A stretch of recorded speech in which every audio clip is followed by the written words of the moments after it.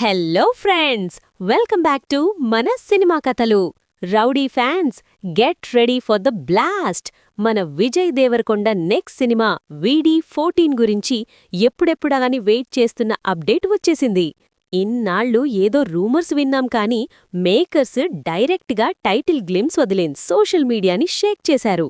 ఈ భారీ pan India సినిమాకి ఫిక్స్ చేసిన టైటిల్ ఏంటో తెలుసా? రణబాలి.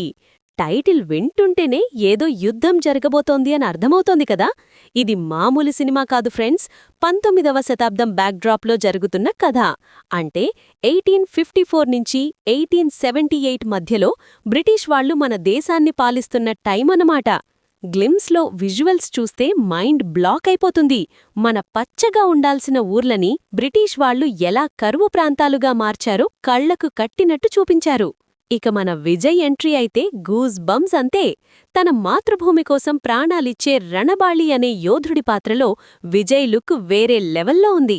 గ్లిమ్స్లో ఒక సీనుంది ఫ్రెండ్స్. విజయ్ ఒక బ్రిటిష్ అధికారిని గుర్రానికి కట్టి రైల్వే ట్రాక్ మీద ఈడ్చుకుంటూ వెళ్తుంటాడు. అబ్బబ్బబ్బా, ఆ ఇంటెన్సిటీ చూసి తీరాల్సిందే. ఇక కాస్టింగ్ విషయానికొస్తే ఈ సినిమాలో హీరోయిన్గా మన నేషనల్ క్రష్ రష్మికా మందన నటిస్తోంది. ఆమె క్యారెక్టర్ పేరు జయమ్మ.